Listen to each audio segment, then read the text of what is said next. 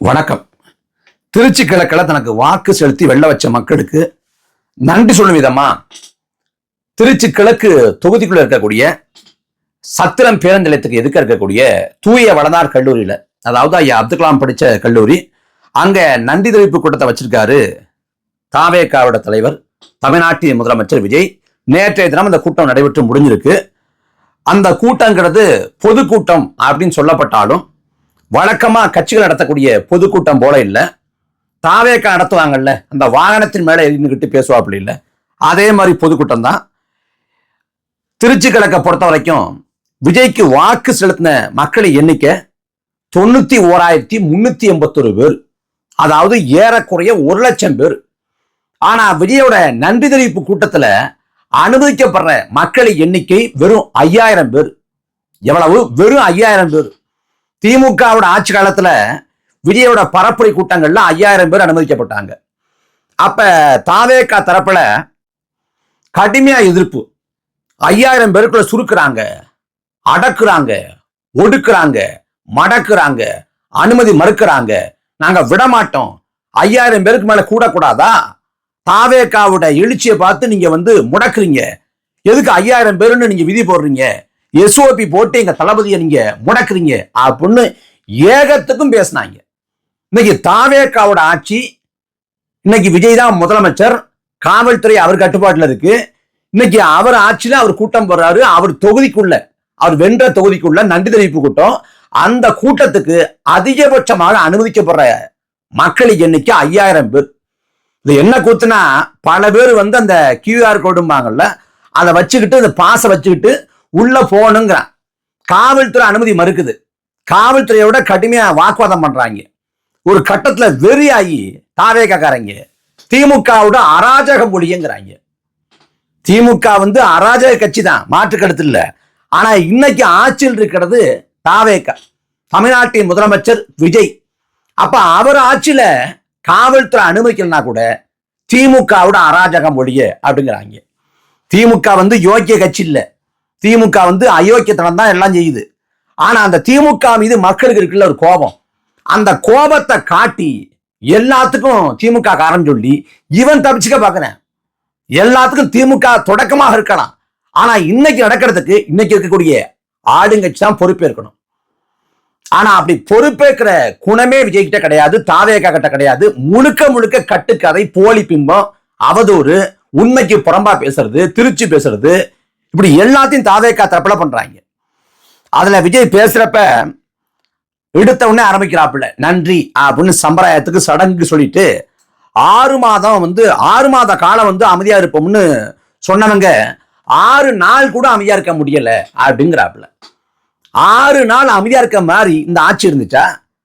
ஆட்சிக்கு 10 நாளுக்குள்ள மின்வெட்டு, தமிழ்நாடு முழுக்க கொலை, வன்கொடுமை, பாலியல் அத்துமீறல், இப்படி எல்லாம் தமிழ்நாடு முழுக்க சர்வ சாதாரணமா நடக்குது.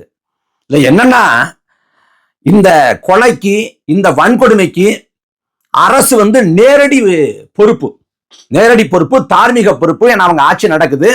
அப்ப சிலதை தடுக்க முடியாதுங்கிற சூழல் இருக்கு. இப்ப தனிநபர் விரோதத்துல அந்த நேரத்துல சண்டை போட்டுக்கிட்டு அடிச்சுக்கிட்டு ஒருத்தர் செத்துட்டாருன்னா அதுக்கு அரசு பொறுப்பேற்க முடியாது. ஆனா கூலிப்படையை வச்சு இவரை கொல்லணும்னு பல நாள் நோட்டம் விட்டு திட்டமிட்டு பண்ற அந்த மரணங்களுக்கு, அந்த கொலைகளுக்கு அரசு பொறுப்பேற்கணும். அப்ப கூலிப்படையை கட்டுப்படுத்தாம அந்த கொலை நடக்க போதுன்னு முன்கூட்டியே அனுமானிக்காம உளவுத்துறை என்ன பண்ணுச்சு, காவல்துறை என்ன பண்ணுச்சுங்கிற கேள்வி எழும். இப்ப இங்க அதே போல குற்றங்கள் நடந்த பிறகு ஒரு அரசு எவ்வாறு அதை கையாளுது, எவ்வாறு நடந்து கொள்ளுது, பாதிக்கப்பட்ட மக்கள் பக்கம் எப்படி நிக்குதுங்கிறது ரொம்ப முக்கியம். ஆனா தாவேகா ஆட்சியை பொறுத்த வரைக்கும் திமுக அதிமுக ஆட்சிக்கு அப்படியே நிகரான ஆட்சி தான். எந்த விதத்திலையும் ஒரு மாற்று ஆட்சியோ, ஒரு புதிய அணுகுமுறையோ, மக்களுக்கான செயல்பாடோ எதுவுமே இல்லை. இந்த 20 நாள், ஏறக்கோ 20-24 நாள் ஆயிருக்கும். இந்த 25 நாளுக்குள்ள தமிழ்நாடு அமைச்சரவை கூட்டம், தமிழ்நாடு அமைச்சர்களை கூட்டி அமைச்சரவை கூட்டத்தை ஒரு முறை கூட விஜய் நடத்தல. இந்த 25 நாள்ல பத்திரிகையாளர்களை சந்திச்சு பொறுப்பான பதில, முதலமைச்சரை பத்திரிகையாளர்களை சந்திக்கவே மாட்டார், அது ஒரு பக்கம். எந்த அமைச்சரும் சொல்லல. ஒரு பக்கம் புஷியானந்தர் கேட்கிறாங்க, தமிழ்நாட்டில் சட்ட ஒழுங்கு மோசமா இருக்குன்னு சொல்றாங்களே அப்படின்னு கேட்கிறாங்க. யாரு? செய்தியாளர்கள். கேட்ட உடனே புஷியானந்தர் என்ன சொல்லணும், இல்ல இப்படி இருக்கு, அதை மாத்துவோம், சரி பண்ணுவோம், அதை சீர் செய்வோம், அது நாங்க பொறுப்பேற்கிறோம், அதை வந்து இன்னமும் நாங்க இந்த குற்றங்களை வந்து நடக்காத வண்ணம் தடுப்போம், அப்படி ஏதாவது சொல்லணும்ல. உடனே புஷியானந்து, ஏம்மா துளசி நல்லா இருக்கியாமா அப்படின்னு செய்தியாளரை பார்த்து பேசிட்டு அப்படியே நடந்து போயிடுறாப்புல. அந்த பக்கம் மீன்வளத்துறை அமைச்சர் இருக்காரு, யாரு, ஸ்ரீநாத். அவரு ஒண்ணு என்ன சொல்றாப்புல, இப்ப பேச வேண்டாம் அப்புறமா பேசுவோங்கிறாரு, இல்ல நோ கமெண்ட்ஸ்ங்கிறாரு, இல்ல வந்து வேண்டாம் பிரதர் முடிச்சுக்கலாம் அப்படிங்கிறாப்புல. அந்த பக்கம் கீர்த்தனான்னு ஒரு அமைச்சர், அவங்க தொழில்துறை அமைச்சர், அவங்க கிட்ட கேட்டா, இப்ப நான் வந்து அட்மினிஸ்ட்ரேஷன் பத்தி பேசுறேன், அரசியலை பத்தி நான் அப்புறமா பேசுறேன், 6 மணிக்கு மேல பேசுறேங்குது அந்த அம்மா. இப்படி யாரு வந்து பொறுப்பேற்று பதில் சொல்ற மாதிரி தெரியல. இந்த 20 நாளுக்குள்ள தமிழ்நாடு முழுக்க அவ்வளவு அசம்பாவிதம். இதை விட கூட்டு என்னன்னா, இந்த குற்றச்செயல ஈடுபடுறதுல தாவேக்காரனும் இருக்கான். இப்ப செய்தி படிக்கிறோம், திருநெல்வேலி பக்கம் வந்து ஒரு பாலியல் வன்கொடுமை, கூட்டு பாலியல் வன்கொடுமை, அதுல ஈடுபட்ட யாருன்னு பார்த்தா தாவேக்காரன். அதாவது குற்றச்செயல் நடக்குது, அந்த குற்றச்செயல ஈடுபடுறவன் தாவேக்காரனா இருக்கான்னு பார்த்தா, நம்ம ஆட்சி நம்ம என்ன வேணாலும் பண்ணலாம், இந்த ஆட்சி நம்மளை காப்பாத்தும், நம்மளை ஒண்ணும் பண்ண மாட்டாங்க அப்படின்னு சொல்லிட்டு தாவேக்காரன் விதி மீறல்ல, சட்ட மீறல்ல, குற்றச்செயல்ல அவன் அப்பட்டமா ஈடுபடுறேன்.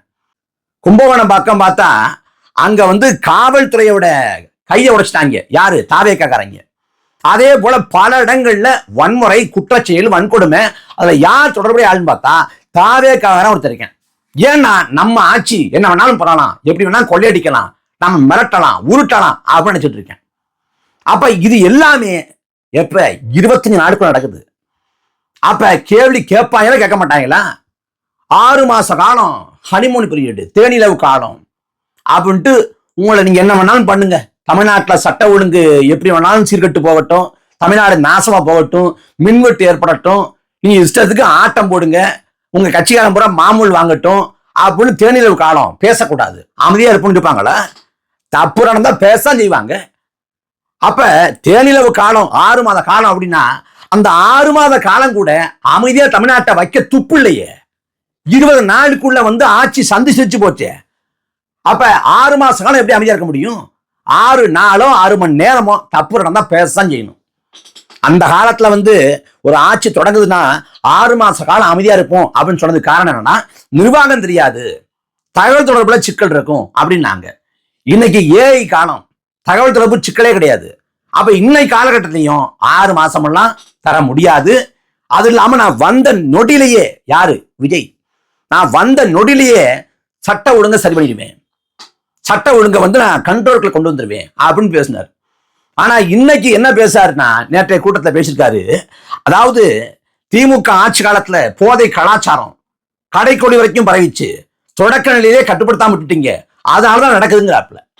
திமுக ஆட்சி காலத்துல போதை கலாச்சாரம் இருந்தது உண்மை, தமிழ்நாட்டின் கடைக்கோடி வரைக்கும் போதை விரவி கிடந்தது உண்மை, அதுல மாற்று கருத்து மறுப்பு இல்லவே இல்லை. ஆனா அது எல்லாத்தையும் நாங்க வந்த உடனே சரி பண்ணுவோம் அப்படின்னு சொல்லிதான் தாவேக்கா வாக்கெட்டது ஆச்சரியாரத்துல, அதன் மூலமா உட்கார்ந்து இருக்கு. அப்ப ஆச்சரியாரத்துக்கு வந்த பிறகு போர்க்கால நடவடிக்கை அடிப்படையில இந்த போதை விற்பனையாளர்களை, இந்த போதை புழக்கத்தை இதை கட்டுப்படுத்த, மட்டுப்படுத்த, தடுக்க, தடை செய்ய நீங்க நடவடிக்கைகளை முடிக்க விடமா இல்லையா? மக்கள்கிட்ட வெளிப்படையா பேசி, நான் போதை கலாச்சாரத்தை ஒழிக்க முயற்சி பண்றேன், ஒழிக்கணும்னு நினைக்கிறேன், வருங்கால தலைமுறை இதை காலி விடிடும், ஆகவே மக்கள் எனக்கு ஒத்துழைப்பு கொடுங்க, அரசு உங்களுக்கு பக்கபலமா இருக்கும், முழுவதுமா வந்து ஒழிச்சு கட்டும் அப்படின்னு பேசணுமா இல்லையா? எதுவுமே பேசாம 19 வந்து திமுக ஆட்சியில பண்ணிட்டாங்க, அதனால நாங்க என்ன செய்ய முடியும் அப்படின்னு கைய வைக்கிறாப்புல. அப்புறம் சொல்றாரு, நான் சொன்னதெல்லாம் நடக்குது பாத்தீங்களா, எல்லாரும் புலம்புறாங்க, எல்லா பக்கமும் புலம்பல்ஸ் தான் அப்படிங்கிறாப்புல விஜய். யார் புலம்புறா? முதல்ல புலம்புறது வாக்கு செலுத்தி தேர்ந்தெடுத்த மக்கள். நான் பேத்தி சொன்னான்னு போட்டேன், பேரன் சொன்னான்னு போட்டேன், மகன் சொன்னான்னு போட்டேன் அப்படின்னு வாக்கு செலுத்தினாங்கல்ல, அந்த மக்களே அவசரப்பட்டோமோ, உணர்ச்சியப்பட்டுட்டோமோ, கொஞ்சம் யோசிச்சு வாக்கு செலுத்திக்கலாமோ அப்படின்னு யோசிக்கிறாங்க.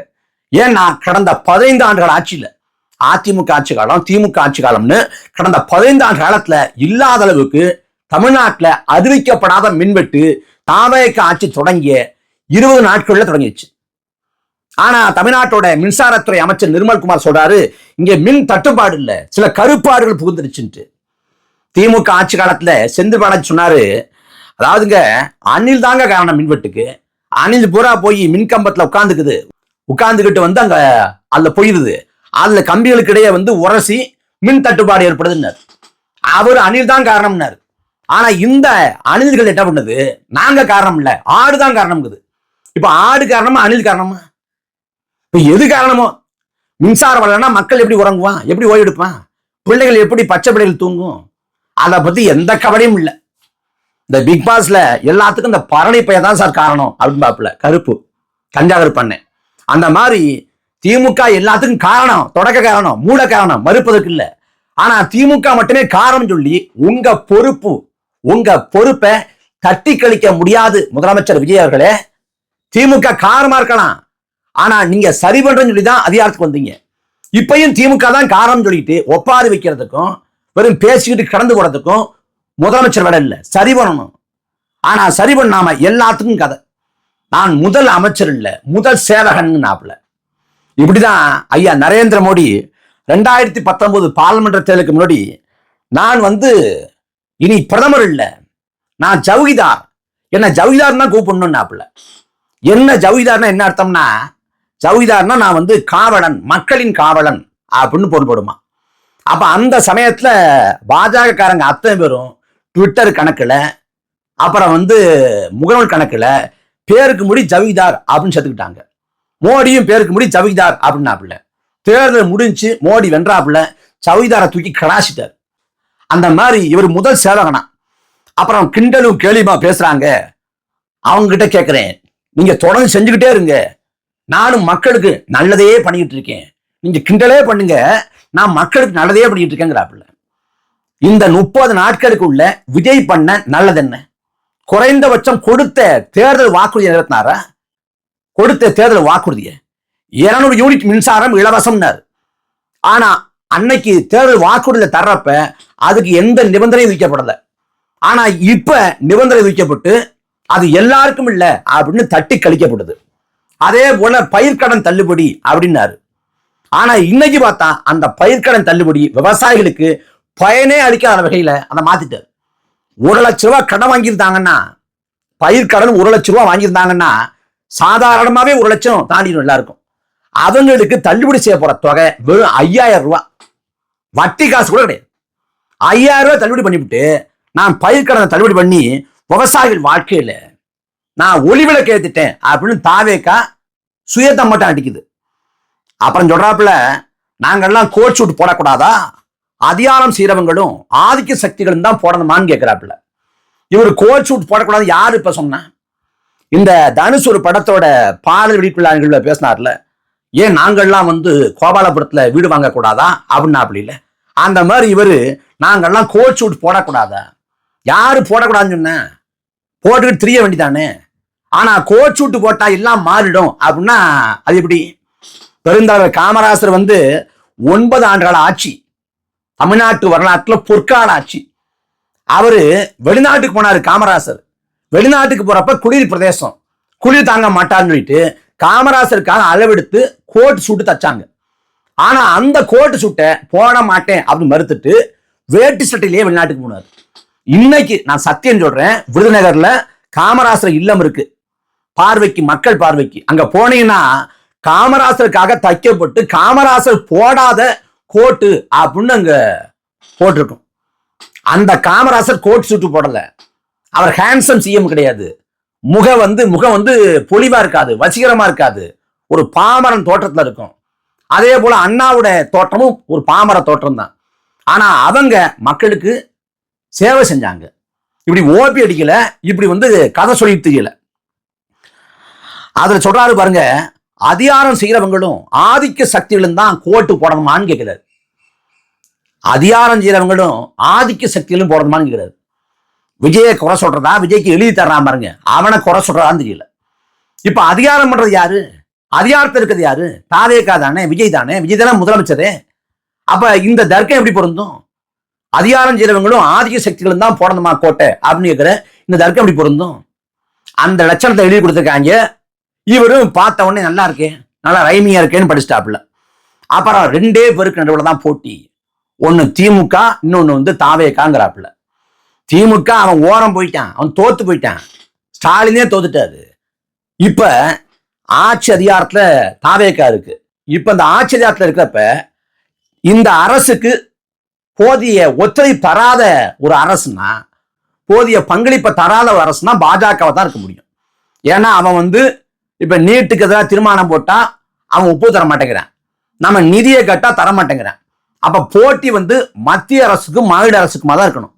மத்திய அரசு வந்து எங்களுக்கு ஒத்துழைப்பு தர மாட்டேங்குது, கேட்கிற நிதியை தர மாட்டேங்குது, அதிகாரங்கள்ல கை வைக்குது, ஆளுநரை வச்சு குடைச்சல் கொடுக்குது அப்படின்னு பேசிருக்கணும். ஆனா ஒருபோதும் பேசல.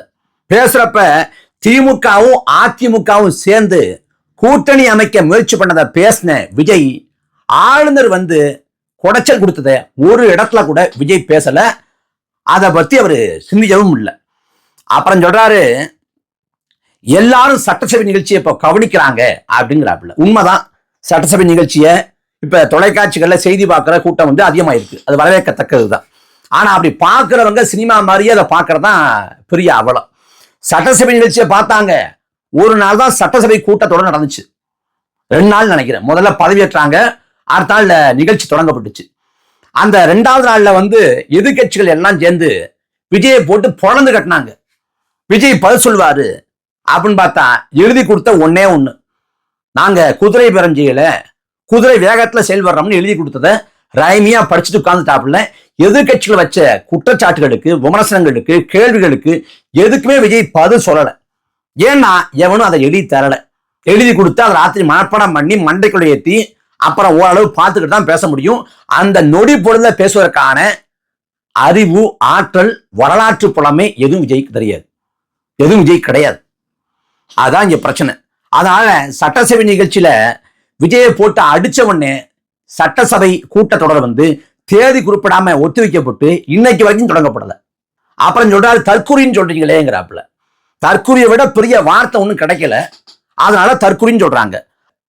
அரசியல் பிரதி இல்லாம கவர்ச்சியில ஓட்டு போட்டாங்கன்னு சொல்றாங்க.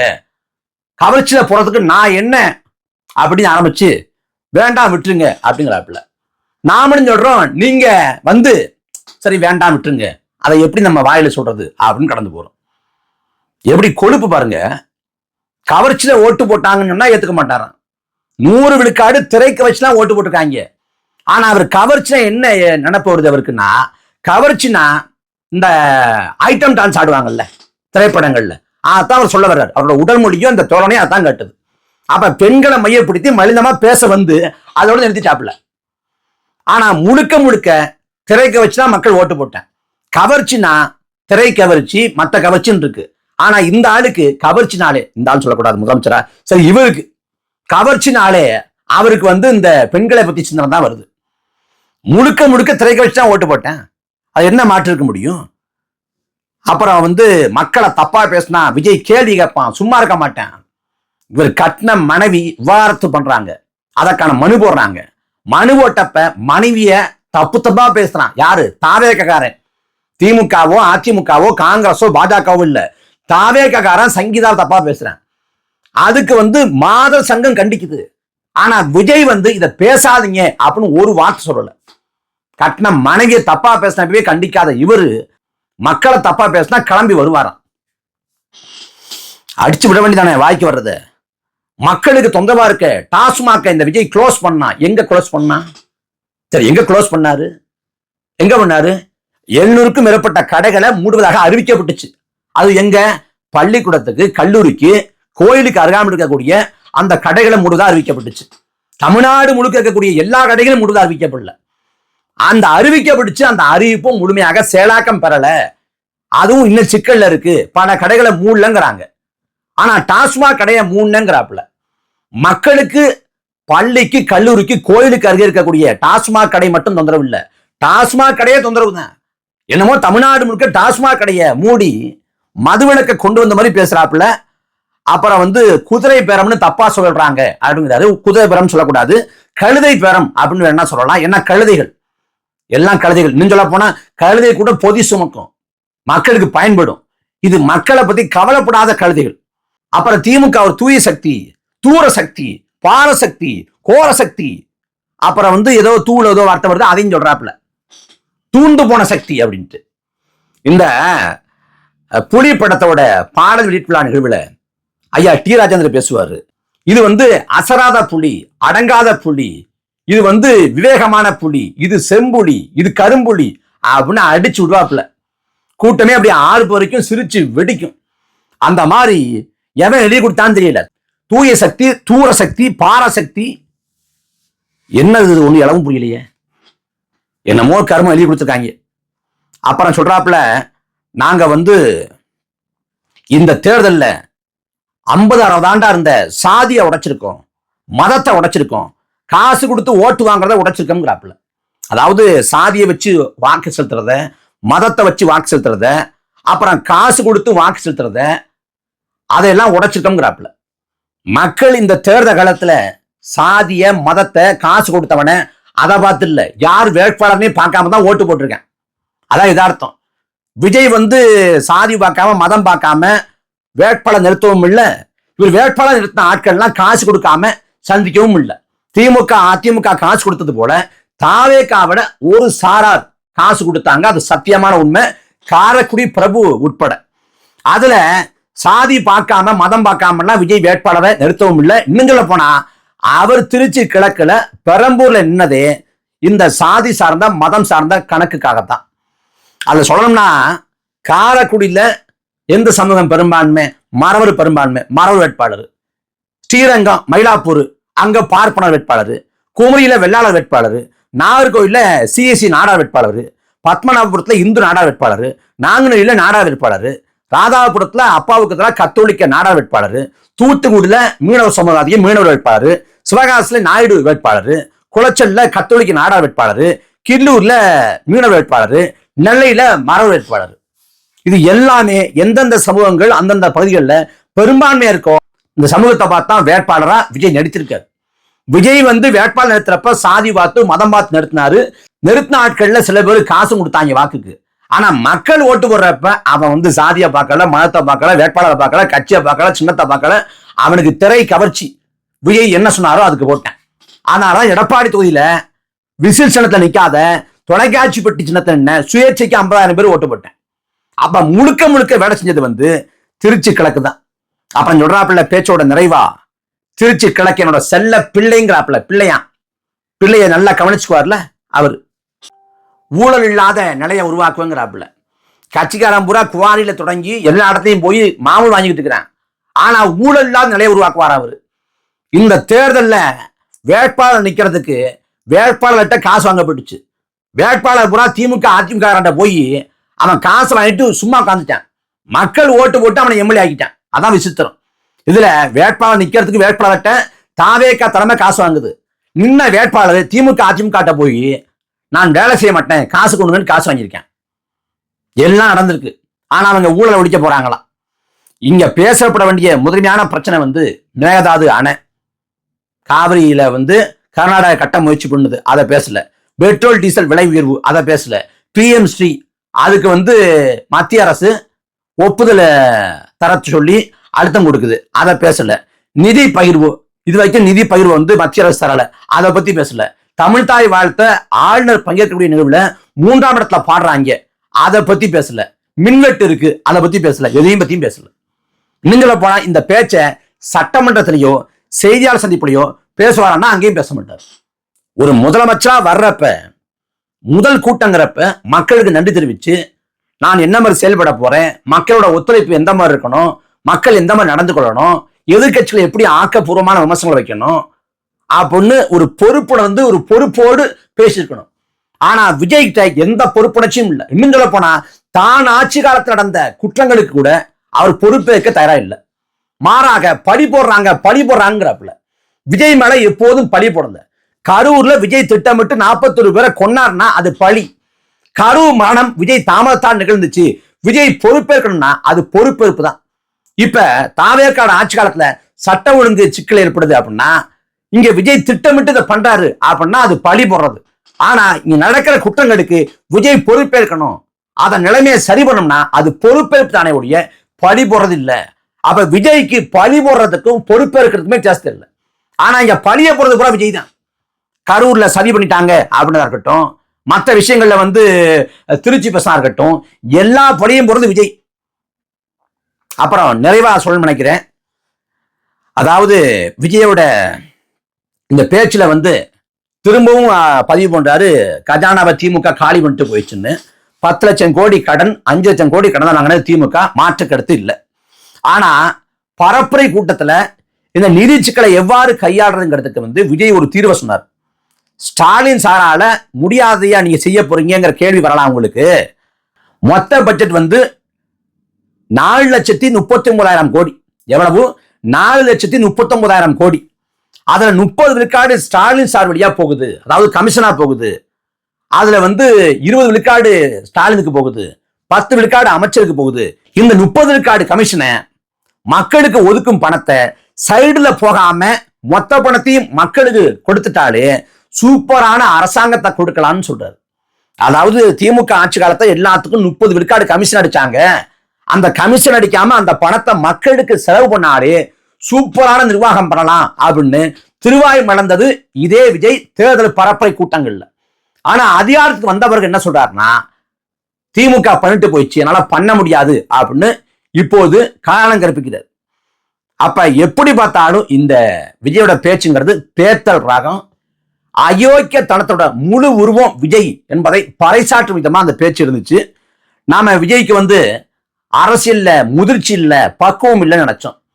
ஆனா அவரோட பேச்சு மூலமா மீண்டும் ஒரு முறை நிரூபிக்கப்பட்டிருக்கிறது, விஜய்க்கு மனசாட்சி இல்லை.